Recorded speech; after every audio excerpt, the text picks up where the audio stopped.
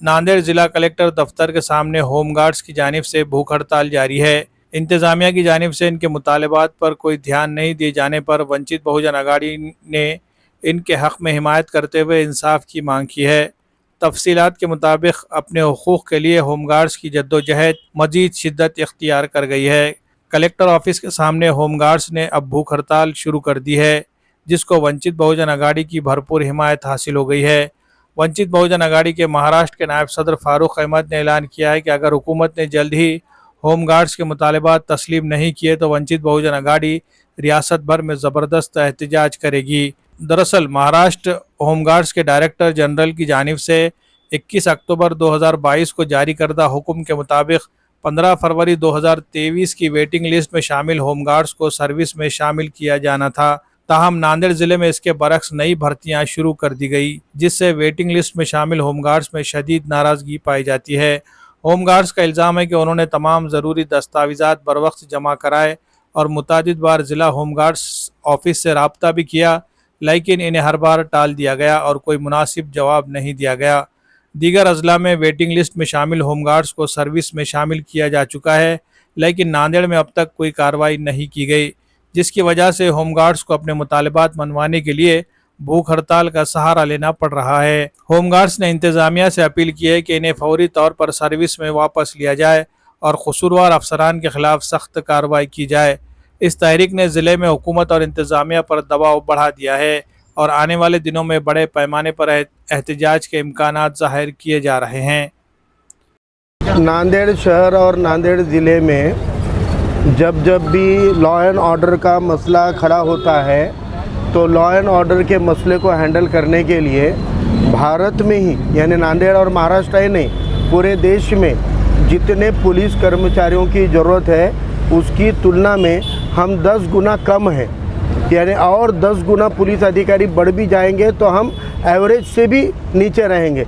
इसके बावजूद जब पुलिस प्रशासन को वाहतूक से लेके मिरौनुक तक और वीआईपी के प्रोग्राम से लेके राजनीतिक रैली तक जब अतिरिक्त फोर्स की ज़रूरत पड़ती है तब ये लोग तात्पुरते तौर पे वो भी बहुत ही छुटपुट मानधन देकर जिनकी सेवा लेते हैं उनको होमगार्ड कहते हैं। होमगार्ड जो है वो लॉ एंड ऑर्डर को मेंटेन करने वाला पाठीचा कना या रीढ़ की हड्डी जिसको बोला जाएगा, एक ऐसा सेवक होता है जो छोटे से मानधन के लिए अपने सब काम छोड़कर सेवा में आता है।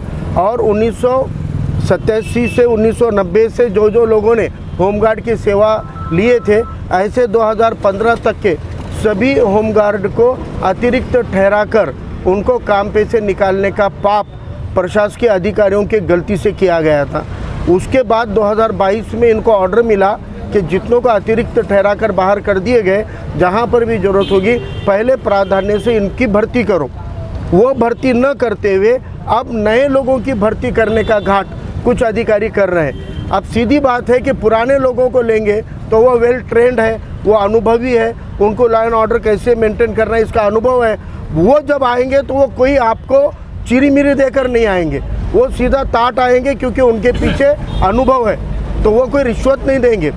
हो सकता कुछ अधिकारियों को नई रिश्वतखोरी करनी है इसलिए वो नई भर्ती कर रहे हैं। हमारा ये कहना है कि नांदेड़ में 200-300 लोग तो है अतिरिक्त ठहराए वाले, आप ये 300 को लेने के बाद और 800-1000 को लेने की ज़रूरत है। नांदेड़ में इतनी रिक्वायरमेंट है फोर्स की, तो आप पहले इनको ले लो और उसके बाद नई भर्ती भी करो, लेकिन पहले जो अनुभवी लोग हैं जिन्होंने सेवा दी है उन लोगों को पहले लेना चाहिए और उसके बाद नई भर्ती आप करो, उसके लिए किसी का विरोध नहीं है। लेकिन इन लोगों का पूरा जब तक समायोजन नहीं हो जाता तब तक नए लोगों की भर्ती नहीं करना चाहिए। अगर कुछ अधिकारियों को 4 पैसे कमाने के लिए, रिश्वतखोरी के लिए अगर वो इनके ऊपर अन्याय कर रहे हैं तो वंचित बहुजन आघाड़ी की तरफ से मैं उन अधिकारियों को कहना चाहता हूँ, आपको कितने पैसों की ज़रूरत है बोलो, हम चंदा जमा करके भीख मांग के आपकी झोली भर देंगे, लेकिन इन ज़रूरतमंद के ऊपर अन्याय मत करो।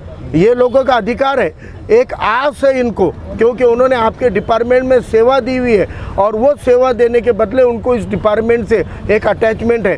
मैं ज़िला प्रशासन को भी अपील करता हूं और कल हम माननीय जिलाधिकारी साहब को मिलकर इसमें हस्तक्षेप करने के लिए बोलेंगे।